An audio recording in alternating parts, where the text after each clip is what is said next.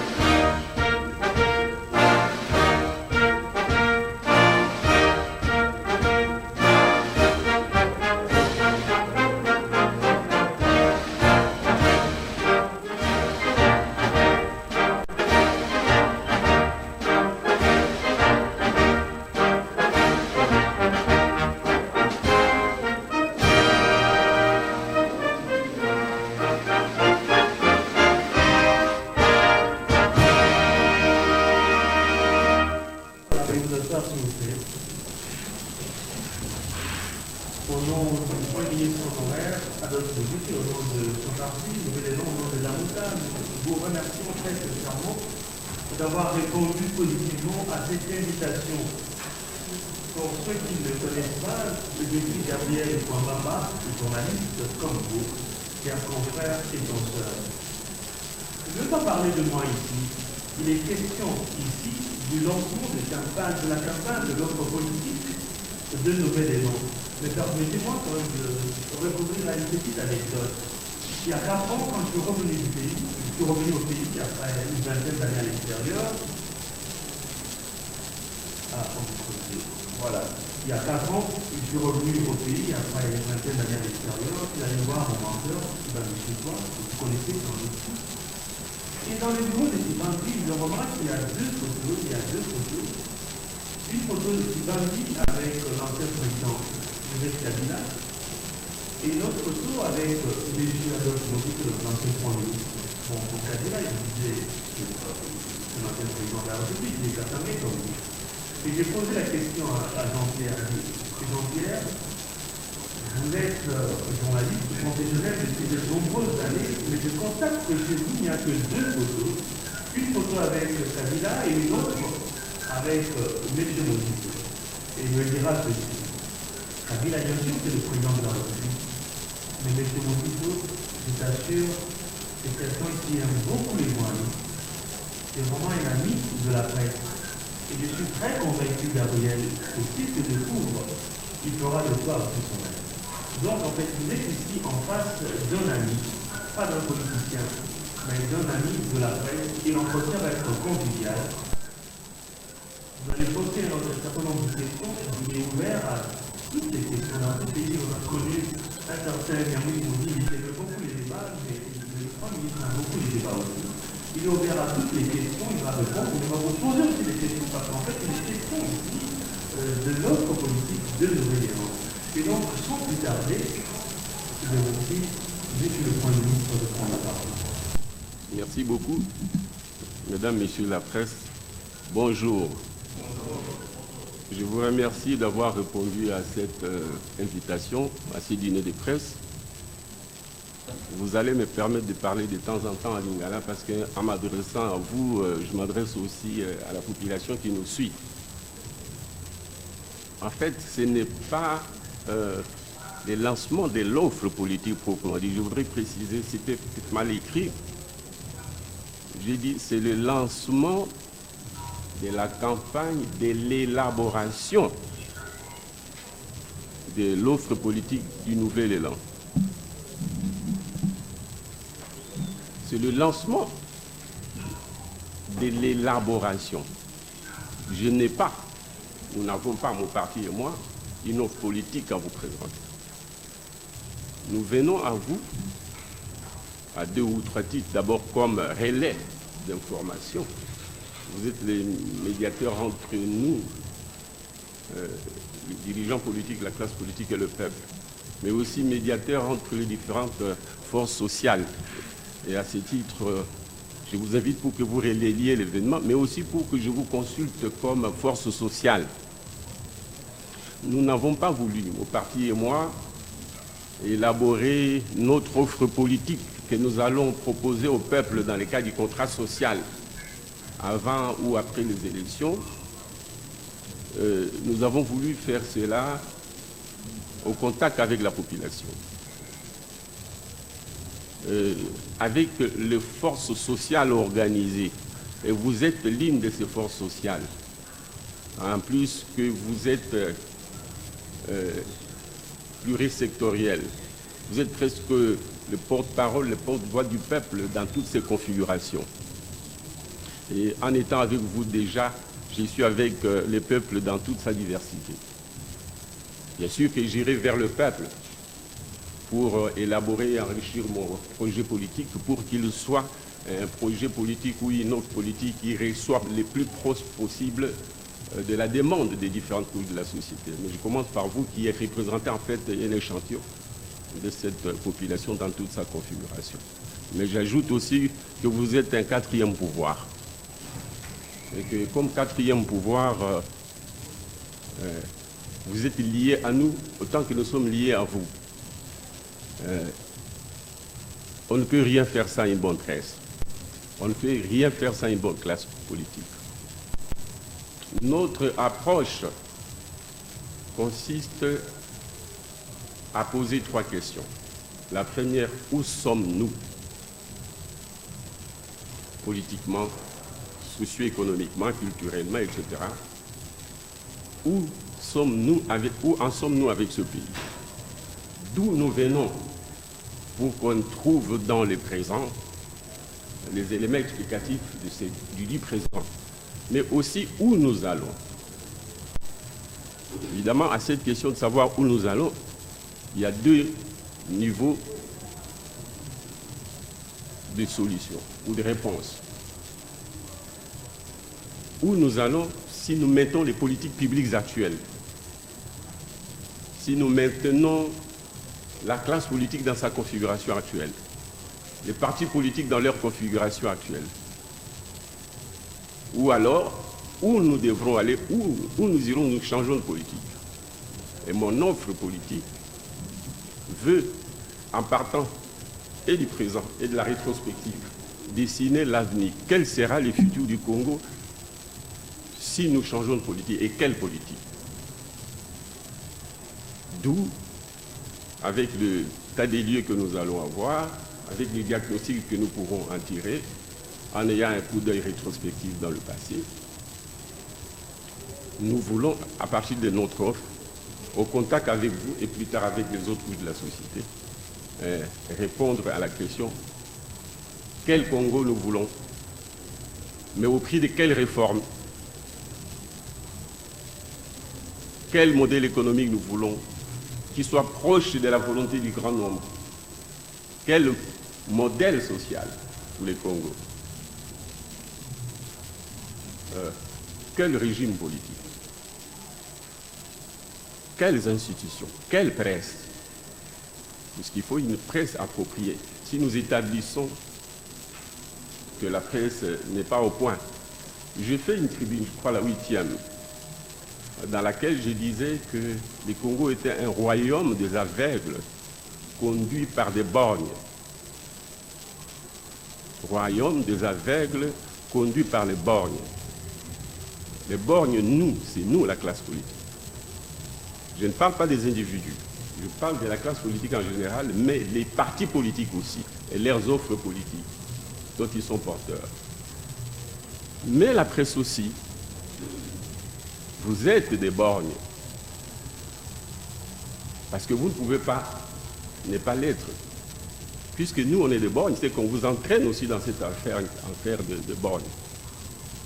Vous aussi, vous nous entraînez parce qu'on s'implique mutuellement. Alors, quel projet de société, quelle politique publique, quel modèle économique, quel modèle social, quelles institutions, quelle classe politique? Quel est le coût ou comment on évalue le coût de la reconstruction de tout ça, ou de la construction de tout ça, fonctionnement de l'État, infrastructure de base.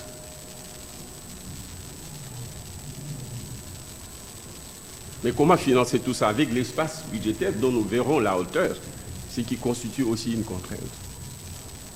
L'espace politique qui est très étroit, comment financer l'élection du Congo, d'où viendra l'argent en partant du budget dont nous verrons le chiffre, si pas à cette séance, à la prochaine séance. Alors, mon évaluation a permis sur les plans politiques, parce que toutes ces questions, nous les posons sur le plan économique, politique, économique, social, etc.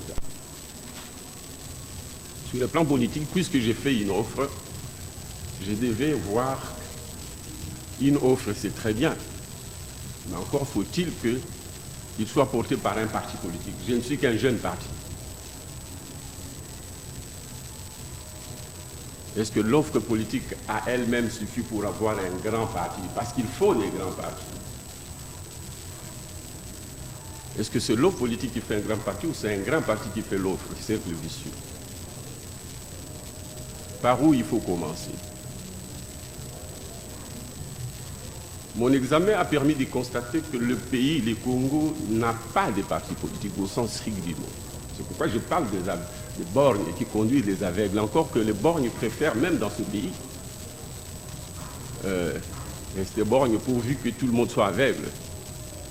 Au moins là, personne ne poserait la question à un borgne, et où tu nous amènes?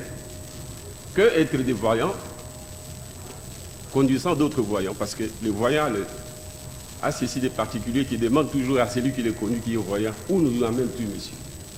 Est-ce que ce n'est pas voulu que nous ayons des petits partis politiques?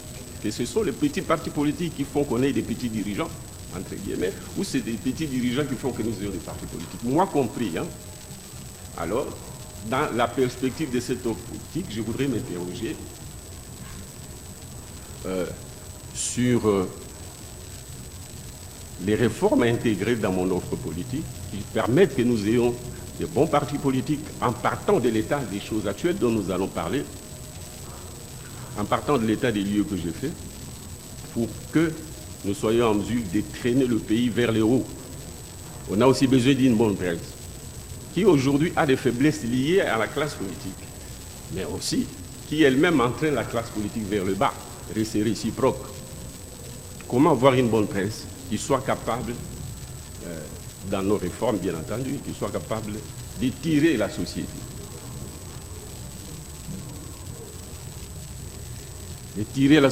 vers le haut, mais aussi une classe politique qui est de nature telle qu'elle peut travailler de manière à encourager la presse à faire son travail.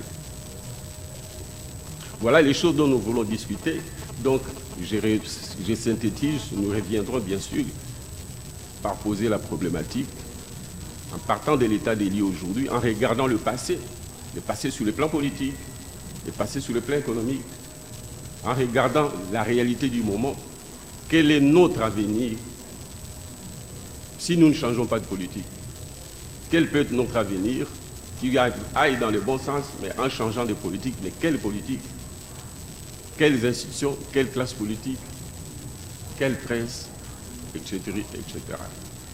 Alors nous allons rentrer dans le détail. Quand vous aurez donné votre opinion, votre analyse, vous aurez posé vos questions sur la problématique telle qu'elle est posée. Ainsi, est-ce que vous saurez faire les projections?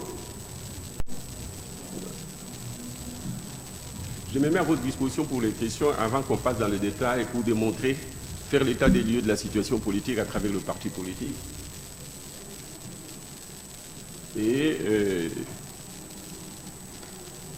vous démontrer où nous en sommes sur le plan social et économique, quel pourrait être l'horizon en politique inchangé et quelle politique maintenant nouvelle pour que l'horizon qui nous attend et que nous pouvons déjà chiffrer. Nous pouvons aujourd'hui, à partir de l'état actuel de nos agrégats économiques, nous pouvons déjà dire où nous en serons avec l'économie, avec la société, avec le chômage, avec les salaires, avec la stabilité de la monnaie dans les 5 années qui viennent ou dans les 6 ans qui viennent.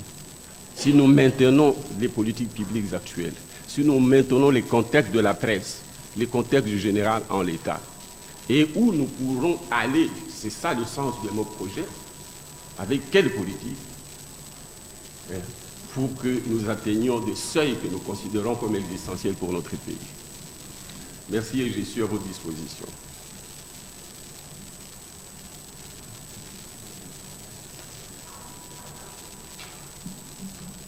Voilà. Merci, monsieur le Premier ministre. Vous avez remarqué qu'il a insisté sur le rôle de la presse pour une évolution positive de notre société, de notre pays. Il a insisté sur la République démocratique du Congo est comme un royaume de normes conduit par des aveugles et que le Premier ministre a parlé de la nécessité de réforme pour justement aider le pays vers le haut. Il a posé la problématique du rôle de la presse, une bonne presse pour la République démocratique du Congo, mais aussi cette corrélation entre la presse et la classe politique. Et vous avez dit à nous sommes le quatrième pouvoir. Voilà, la parole est donc à vous. Vous allez vous présenter et nous dire votre programme de presse. Soyez précis, pensez aux autres, pas beaucoup de questions, une question. Rôle de la presse, mais aussi rôle de la classe politique. Je crois que nous sommes tous, nous on est les premiers, le deuxième et le troisième pouvoir, la presse c'est le quatrième pouvoir. On se tient, nous nous impliquons, nous nous influençons mutuellement. Donc il ne faut pas que la presse se sente culpabilisée. J'ai fait la lecture de notre société en comprenant mes propres responsabilités comme un de ceux qui contribuent à cette difficulté et qui en même temps peut être ensemble avec les autres, la presse, la classe politique, à remettre en question la situation actuelle pour avancer. C'est le sens du projet politique que je voudrais élaborer en bénéficiant de vos analyses, des observations sur la démarche et les moments venus sur les contenus en tant que force sociale. Et là, je pourrais voir votre syndicat pour contribuer aux réformes nécessaires que mon parti devrait intégrer dans son offre politique, au titre des réformes nécessaires pour améliorer la situation de la presse et par conséquent du pays à travers la presse.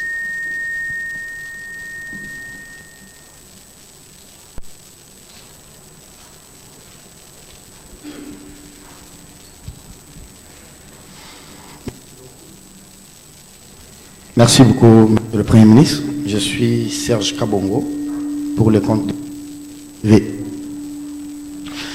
Merci pour l'invitation. Monsieur le Premier ministre, en fait, je ne vais pas m'engager à ces jeux de questions-réponses. Vous posez un problème complexe, à mon avis, qui fait allusion à la refondation de l'État. Toute proportion gardée. J'aimerais quand même vous demander sur la méthodologie, comment nous allons procéder. Est-ce que on commence par la classe politique, on commence par l'offre sur le plan économique, ou bien on ramasse un peu le tout? Si on peut aller d'une manière méthodologique, ça nous aiderait à pouvoir bien avancer. Merci. Merci. On va aller, je réponds aux questions au fur et à mesure qu'elles sont posées, hein, à moins que vous... Oui, c'est Anita Luambois pour le compte de la Radio-Télévision Nationale. Suivi tout... Vous avez dit que le Congo n'a pas de parti politique. Comment l'expliquer? Dis le micro. Allô? Oui, allez-y.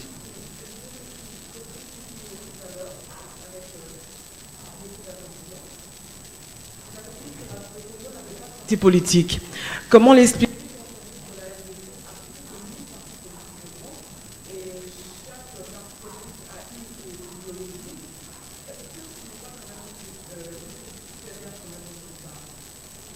Ok. Merci beaucoup. Je précise. Oui, je commence par M. Kabongo. Il faut reconnaître que c'est la classe politique, c'est les partis politiques, c'est les leaders politiques qui donnent l'impulsion à la société. La presse vient pour relayer, mais aussi analyser, donner l'information, analyser, faire la prospective. Donc je pense qu'il faut commencer par les partis politiques. commencer par la question politique. Elle est vaste, mais nous allons nous inscrire, puisqu'il s'agit pour moi d'élaborer une offre politique. Je voudrais m'assurer que l'offre politique en question intègre la problématique des partis politiques quant à leur qualité, leur étendue, leur épaisseur, leur ancrage dans le peuple et les projets politiques dont ils sont porteurs. Alors, les projets politiques, disais-je, peuvent être très bons, mais encore faut-il que la machine qui les porte soit au point.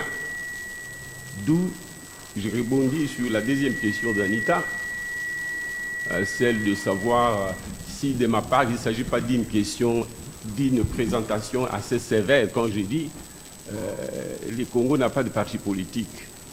Je complète parti politique capable de donner l'impulsion nécessaire à la construction de notre pays. Je l'ai dit et je le maintiens, je l'ai écrit pour poser la problématique des corps intermédiaires en disant que notre pays souffre aussi des problèmes des corps intermédiaires. Et les partis politiques font partie des corps intermédiaires, comme la presse aussi. Et de ce point de vue-là, je suis d'avis que nous n'avons pas, dans l'absolu, mais aussi comparativement aux autres États, des partis politiques qui soient aptes et à impulser les Congos. Et parce que le Congo est grand, géographiquement, mais aussi démocratiquement, mais aussi le Congo a beaucoup de richesses qui fassent que il est la convoitise des autres nations du monde capitaliste. Et il faut donc des machines solides pour résister et pour conduire, donner l'impulsion. Et je le démontre, malheureusement on n'a pas de statistiques ici, nous allons chacun à les documents là-bas.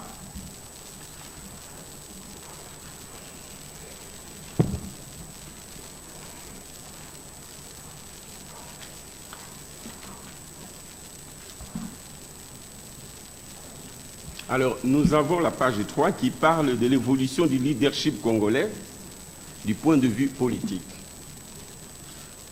Et comme je l'ai dit, nous ferons l'état des lieux à partir d'aujourd'hui, mais en faisant un recul vers les années 60, qui est l'année de notre indépendance, entre guillemets, parce que je n'ai jamais cru à l'indépendance de notre pays. Nous sommes toujours un pays sous domination. Nous avons eu la souveraineté internationale formelle, mais pas réelle. On sait que pour être un État souverain sur le plan international, il faut avoir un peuple souverain. Même quand nous étions État indépendant du Congo, nous étions indépendants comme personnalité de droit public international dans les concerts des nations. Mais cet État ne pouvait pas être véritablement souverain, même si son roi était entre guillemets souverain.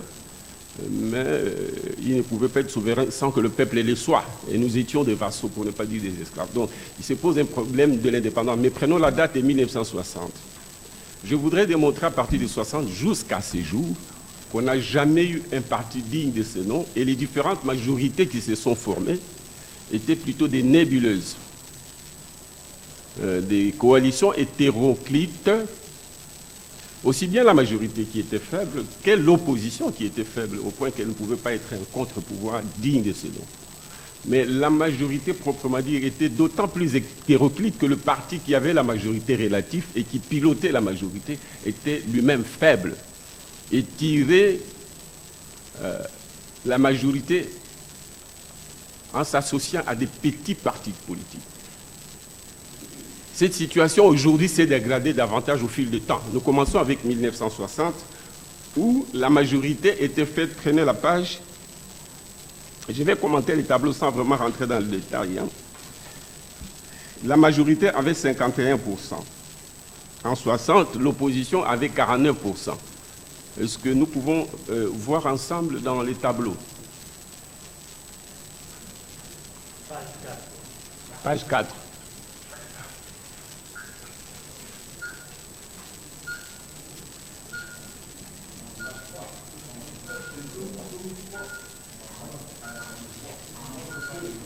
Non, c'est 4.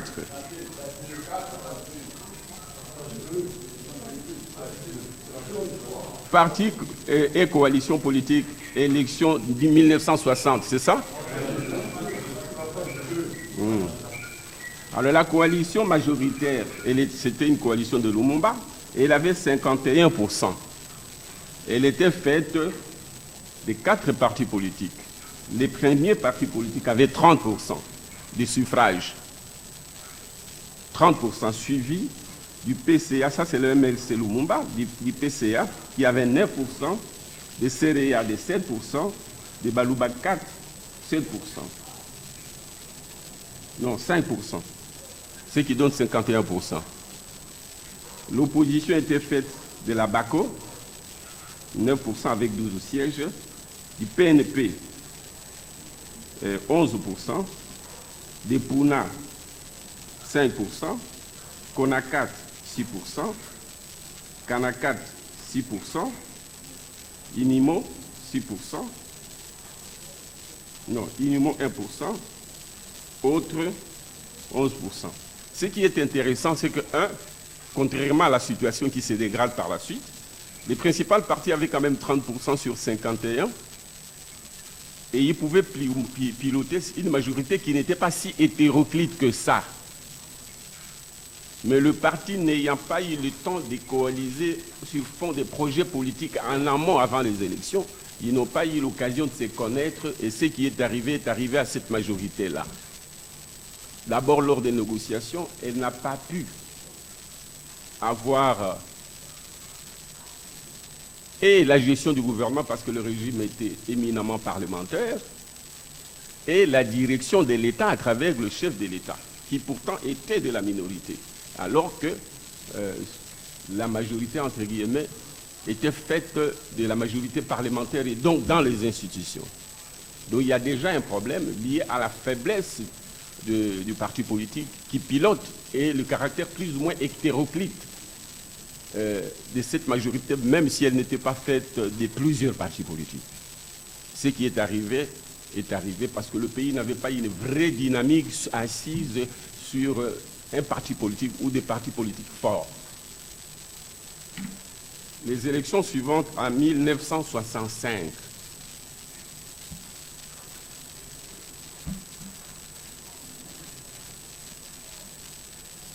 La majorité était faite de 73%, c'est beaucoup cette fois-ci, et la minorité de 27%. Je ne sais pas si on est sur les mêmes tableaux. Mais les principales parties de la majorité n'avaient que 21%, donc on descend d'une dégradation de la situation, suivi d'un autre, après CONACO donc qui était majoritaire, qui avait la majorité relative, il y avait CONACAT qui avait 5%, et les autres petits partis, 23, n'avaient que 47%. Donc on avait une majorité globale de 73, mais qui reposait sur une majorité faite des micro-partis politiques. C'est une faiblesse pour notre pays.